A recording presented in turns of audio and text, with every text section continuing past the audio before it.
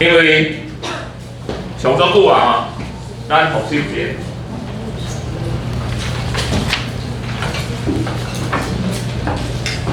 来，太阳，第一颗，记得它，第一颗，水星哦，我拿英语的名字了，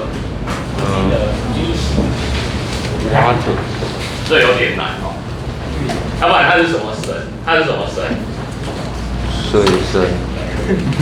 跑最快的，那个高雄 King 哎。上杯啊，哈，上杯。什么和米 Mercury 啊，钦差之神，钦差之神。来，第二颗是什么？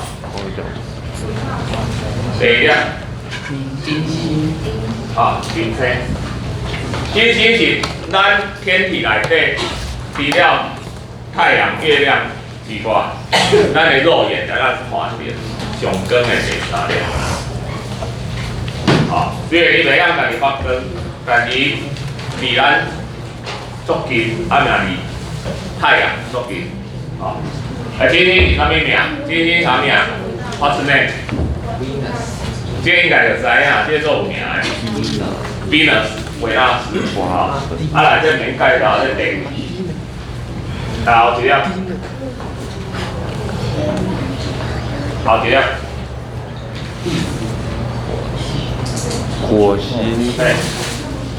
彗星，红色的火星，战神，好，嘛，来，第四粒，咱叫啊，类地行星，啊，类地行星，因为地球班长。来，再下一个，这我按照比例哈，我只是稍微画大一点，因为我来按照比例这粒咱黑板会袂落，好，来，接下来。这个是什么？木星啊，木星，好，木星 ，Jupiter， 啊 ，Jupiter， 天神，来过来，这两点，画为解一个 mark， 前代什么？好，土星，啊，有漂亮版的土星，还好几亮。天王星。天王 ，Uranus， 这 Jupiter 的 father，Jupiter 是 father， 好。来，好一粒。海王星，啊 ，Neptune， 跟海神的意思，来，第四粒叫它。什么气？谁是班长？班长。不啦，这四颗谁是？木星。谁是小组长？木星。为什么要当组长？因为他重力很重。你上老大，质量最大。好，这里面它最大，所以所有的行星内底，伊上大啦。好，然后咱讲过。外口，冥王星，点，冥王星是安怎无伊？冥王星叫啥？矮行星好了，被叫成矮行星。降级叫啥？矮行星哈。冥王星之后应该发现至少4颗，哦，什么谷神星、泥神星这样子，这4粒嘛加起来，我们就会变成。90、11、12，好像12大还是13大行星啊？因为科学家发现这里有一个太阳系外的一个，他把它翻译好像叫做琥珀带，这个带有很多这一种，好，有很多这一种星，所以科学家在2006年，我一定有讲过，2006年国际天文学会。开会决议修改行星的定义，其中有一个规则上重要，它要行星可以怎样清除自己轨道上面的物体。给讲你爱拢啊吸收入来啦，可你的轨道顶管不要有一些乱七八糟的东西。这嘛做趣味呢。这意思是讲，你身心爱家己摒扫家己的厝哈，家己的轨道啊，你行过所在，你粪扫爱捡起来哈。啊，你若无捡粪扫，你有迄粪扫伊伫迄你的路径顶管，安尼阮就袂当叫你身心。啊，偏偏这个古波带内底做侪这，个做侪悠悠啊啦，小屑屑。啊，所以这几颗都没本事去把这些垃圾捡起来。啊，所以他就被降级了，他那个玩偶了，啊，他没有感觉，抱歉，他没有感觉。你们人类怎么讲，跟我有什么关系？他还是这样子运行。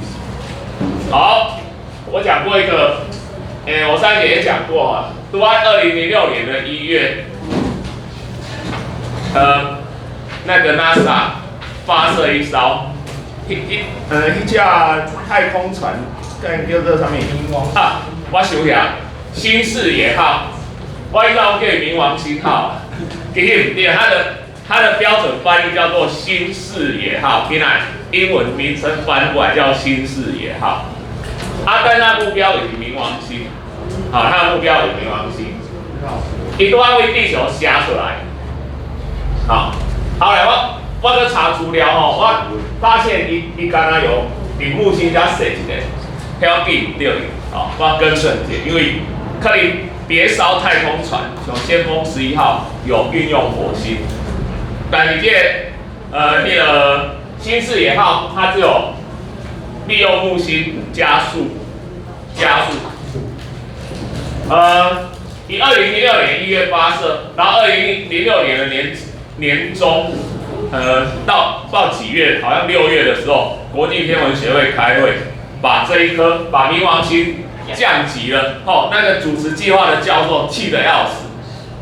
对他而言这是很大的羞辱。不过飞还是照飞。他花了几年？我后来查资料，他花了快10年。也就是2006年发射。他在2015年的年底逼近冥王星，离冥王星最近，花了9年多，将近10年。然后他就继续往外飞去探测古波带其他的一些行星。这是咱的那个太阳系的探测，太阳系的探测。好，那今麦。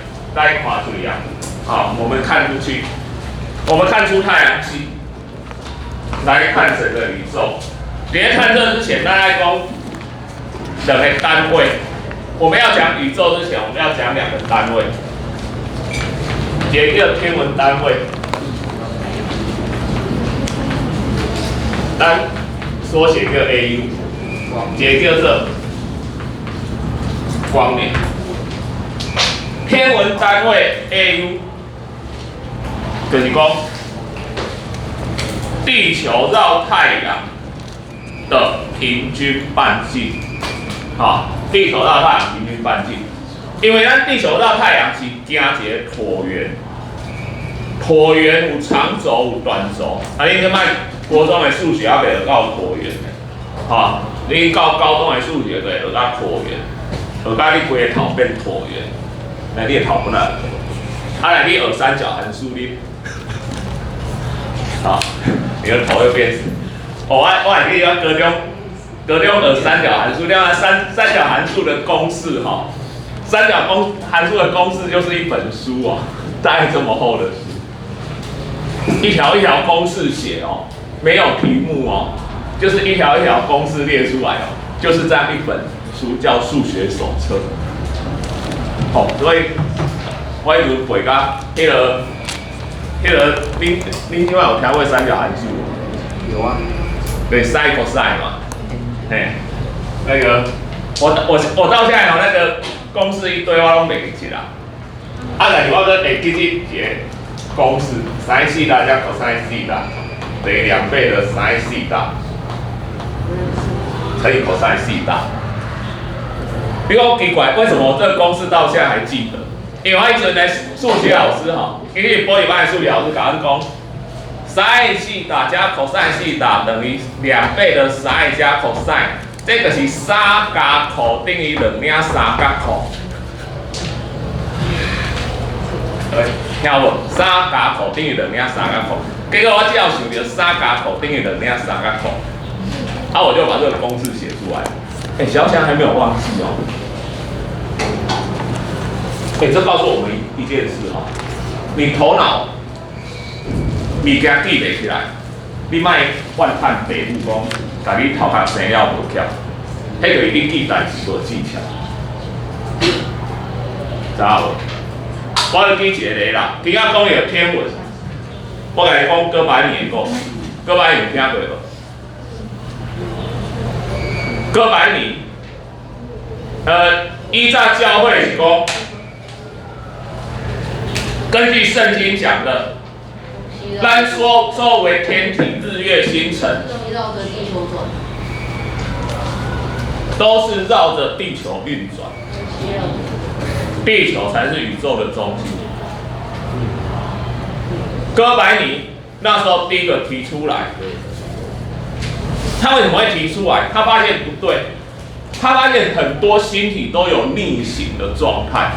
上面一个逆行，给咱看喺火星啊是金星哈，咱也是水星，你有听过水逆无？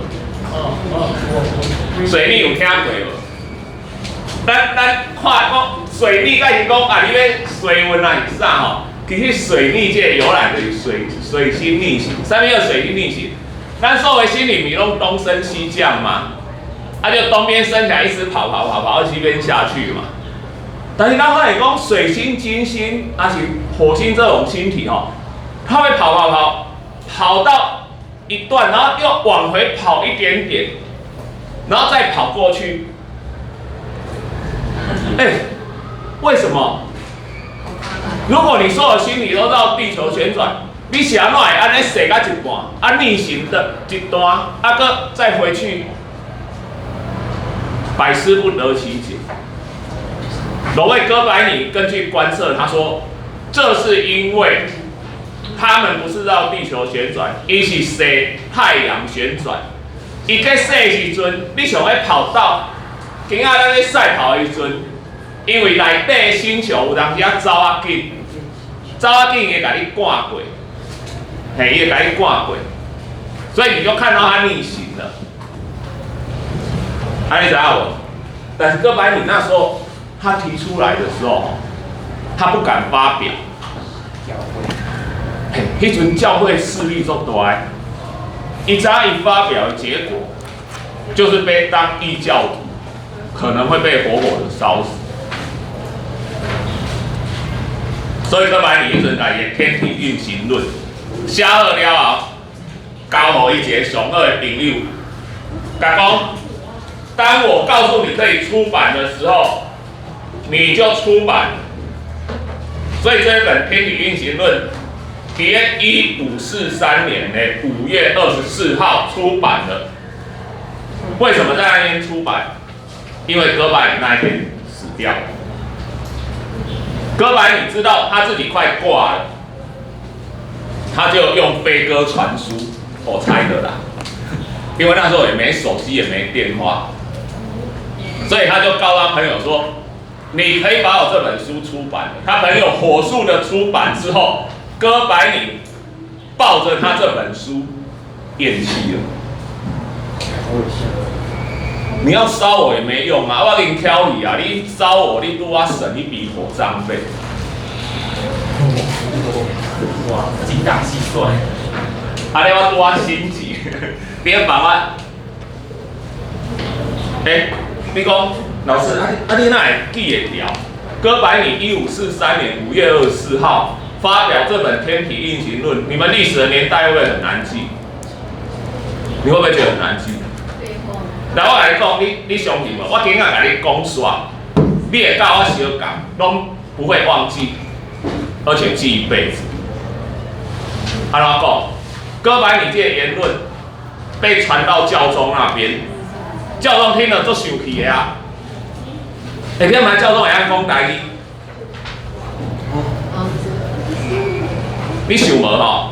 教宗会晓讲台语哦，所以哥白尼这话传到教会耳朵，教宗做生气的，伊用台语去教啊。这个哥白尼吼，一下到543，尔讲有诶无诶。一讲到543，讲我有诶无诶。哥白尼的理论几年发表？1543年。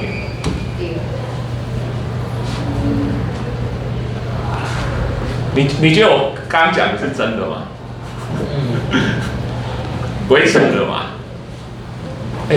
陈弟，我来讲，我们人对越鬼扯的事记得越清楚，对越普通的事越容易忘记，对不？像我问你，上个月今天你吃什么早餐？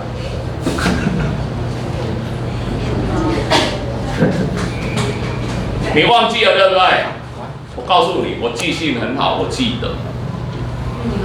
我吃吐司，夹一个荷包蛋，加一片起司，加肉松。你每天都吃这样？对，我1个月来都这样吃。这个会忘记的。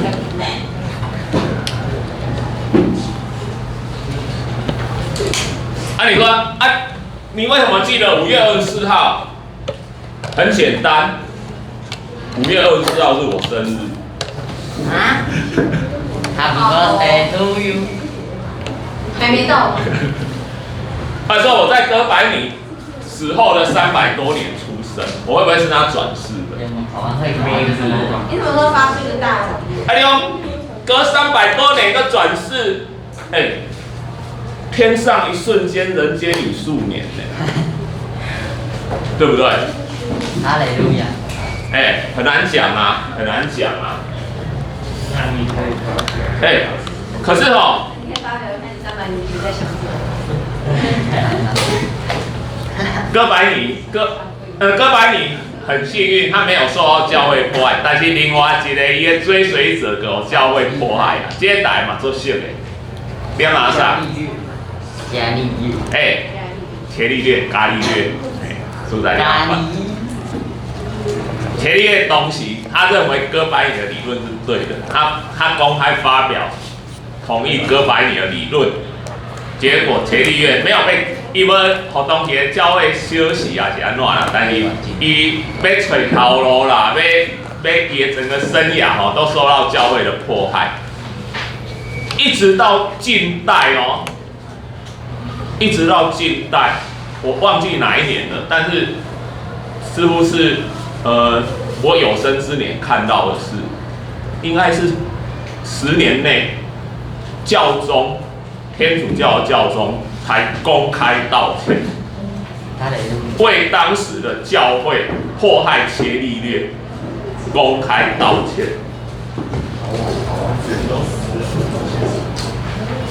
伽利略讲。我睡得好好的，谁又来叫我的名字？3个月差。所以你们要知道哈，科学家伫迄个过程内底，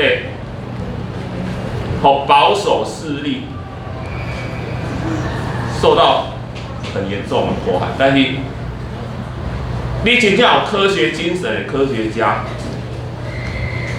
他就会保持那种实事求是的精神，他有什么就说什么。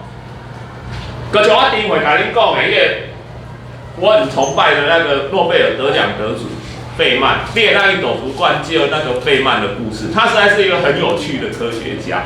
他不是死读书，不是死研究的，他真的掌握那个科学的精神。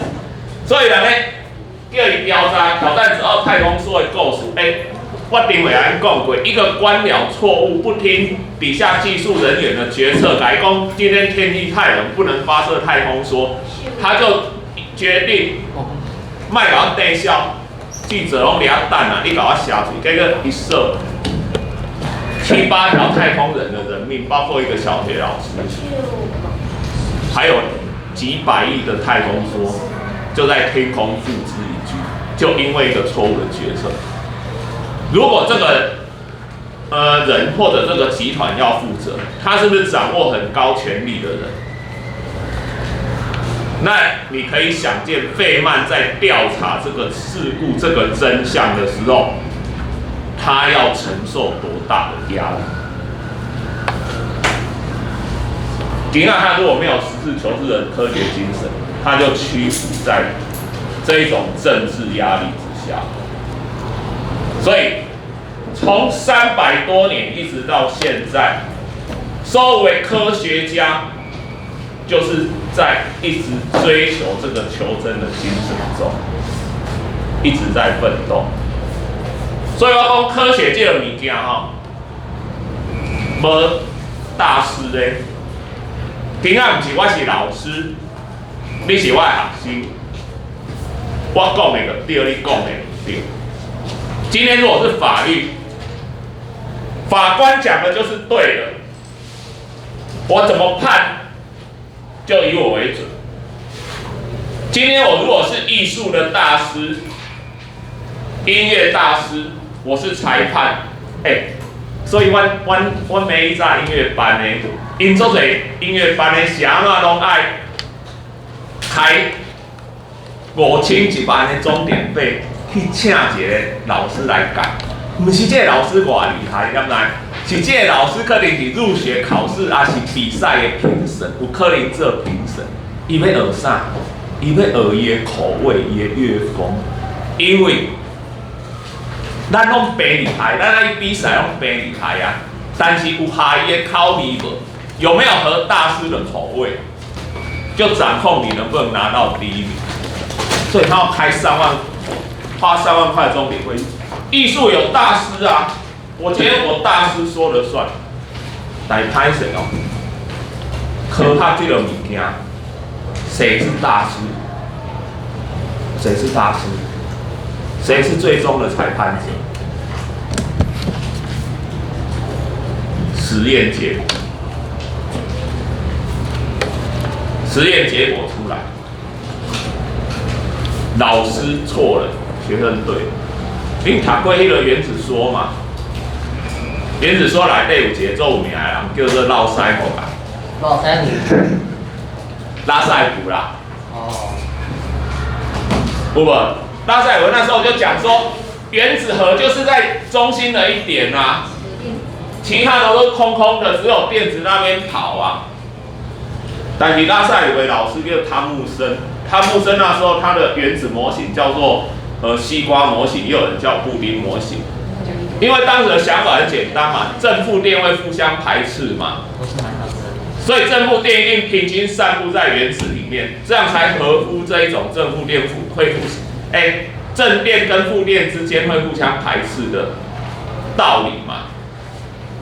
可是拉塞普用金箔的实验，把汤姆森因老师说你错了，我才是对的。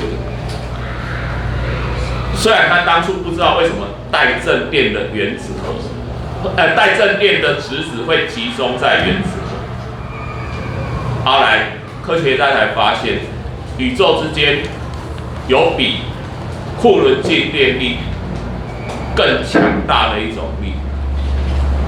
你有讲没？力量分成什么？接触力跟超距力。你们学过几种超距力？你们学过几种超距力？重力跟静电力嘛。其实有2种，你们现在还没有学到。一种叫强作用力，一种叫弱作用力。这2种都是我们可以把它叫做核力，原子核的核。等于说它只有在原子核那种小范围的会作用，然后它的力量比静电力还要强。所以这就是为什么也那个带正电的质子通通绑在原子核里面，所以核分裂，太阳的核分裂，还有原子弹的爆炸，为什么会有这么强的能量出来？就是这个核力的结果。等于拉塞普那时候不知道，可是他的实验结果就告诉你说，所有的正电都集中在质子，都集中在原子核。老师，你说错了，科学就是不断的在欺师灭祖中进步。学生不断的去推翻老师的理论或模型。哎呀，为什么？实验结果就是最高的神，就是最高的判断。好，不是上面大师啊。所以哥白尼几年发现天体运行论？1543年。记物件爱那记啦，记东西要有。你有没有看过那种电视上有人表演？他可以背一串数字，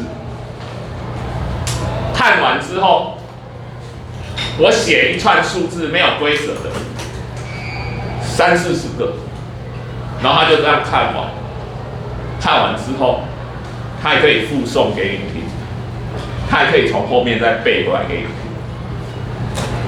你觉得这个人是天才？错了，这要学技巧。你有学到吗？嘿，你知道要怎么做？迄有人去教会哦。那个数字而言，对他而言不是数字，他把每一个数字变成一样东西。你细汉有学过一种儿歌无？一什么一，铅笔一，二什么二，鸭子二，三什么三，蝴蝶三，四什么四，帆船四，五什么五，勾勾五，六什么六，六什么？哨子六，六什么六哨子六，七什么七，拐杖七，八什么八，眼镜八，九什么九？我没记啦。而那时候跟着小孩在那边念啊，你把它转换。每一个东西，每一个数字转换出来之后，那一串数字出来，你开始编故事，开始用这些东西把它故事编出来，这样子，你只记那个故事，你不是在记那一串无意义的数字。都没这样训练，但是这种训练，让你会当。足紧编故事，足紧甲记起来。你要记那个故事，你不可能记那一串面。比如说，你现在在学东西，你现在在背东西，看起来是这种没有意义的东西，你要把它转换成有意义的东西。这个就是记忆的技巧。这不是讲，你头壳不好，你父母不要去怪父母说把你头脑生活，因为你没有学习到这种。每个人，你说老师在那里教我一种技巧，我跟你讲，每个人的记忆模式不同。有人擅长图像记忆，他要把数字转成图，他就记得很清楚。有人擅长数字记忆，有人擅长把它分段记忆。你要找出你自己最擅长的模式。迄无我甲你讲一个方法，你全部人拢通用。每一个人他这种就适合他，他就是用这种方式去记忆。你爱找一点，你找一点那个那个得心应手的来哦。天文单位，咱讲你的椭圆哈，就是讲求这，迄个平均半径哈，平均半径。但这天文单位只在太阳系里面，它适用。出了太阳系之后，这种天文单位太小了。这天文单位是多少？你怎样省节嘞？你要拿光从太阳到地球要花多久的时间？知影哦，8分钟哦。我来讲，我真回去做一个心理监测哦，然后。那个心理建设师就问我一条尝试测验，他就问我这一条，他就说，请问你那个光从太阳到地球要多久？我说500秒，大概8分多钟。因为他不知道我是谁啊，他只知道我是一个50几岁的老头，他就说，好算了。再问下一题，你知道他下一题问什么？请你24个节气里面说出3个来。然后我就跟他讲说，立春雨水惊蛰，春分清明，谷雨立夏小满芒中，夏日小暑大暑，立秋处暑白露，秋分寒露霜降，立冬小雪大雪，冬至小寒大寒。嚯，一个冰的哎，我叫你讲3个啦，你数学不好是不是啊？24个我讲出来，没有啦，没有开玩笑的，他不会这样子的哦。第二天我后来跟他说我教地科的，可是我以前在地科的上面练那个24节气的时候，同学都跟我讲说，老师你那一年我超强，我说你抽这个干什么？这个不会考。然后老师就说，同学就说，每课你背遐少。我讲，我以前读册就是安尼啊，我以前读册吼，奇怪，课本有话我背唔起来，课本无话我背足少。我得病怪我好，我得病怪我进入了台大医学院啊，我就不会来当老师，跟同学。没有，其实你知道我背这24个节气是因为那个相声里面，那个相声里面在讲，我觉得很好玩，因为他说他去当老师的时候，这24个节气每一天都给学生放假，因为我就把那24个节气背起来了。好，所以这个8分多钟，我觉得这8分多钟不算常识了，这已经算知识了，有没有？要学过才会，这日常生活中用不到的。赫你也让省，光1秒跑多少？给我30万公里嘛，所以500秒嘛。500秒嘛，所以这就是1AU 的长度，1AU 的长度。所以这个按讲啊，现在太阳如果忽然间熄掉了，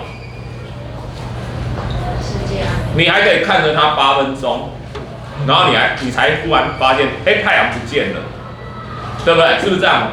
没错嘛。太阳现在不见了，你还是看着它在天空，8分后它才消失。光年呢？光年是长度单位还是距离单位？距离单位哦，有人一开始就讲说光年是时间单位哦。30万，我把它写出来啊，展开看起来比较雄伟，个十百千万10万。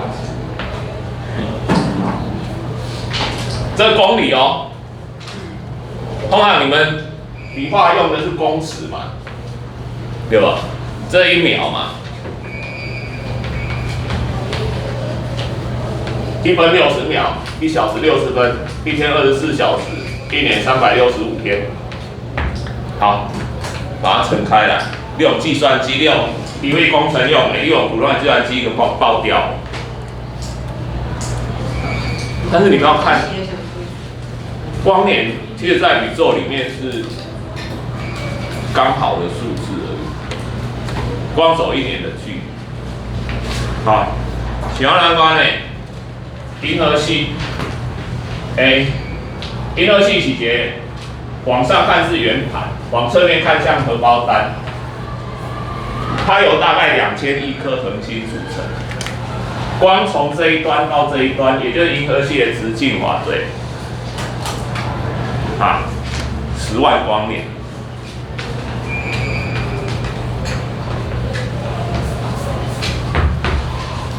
银河系的直径10万光。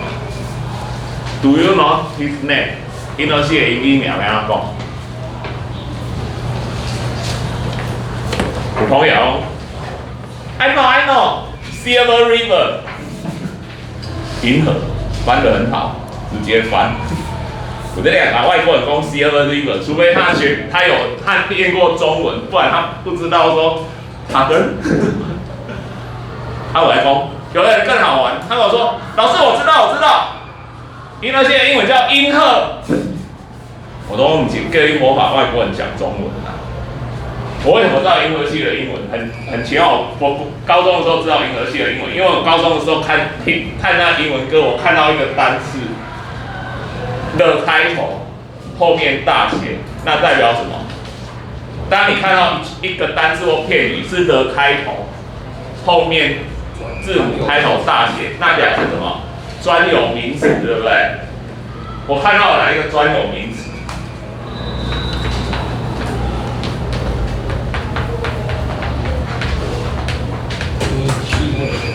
我直接翻说牛奶大道。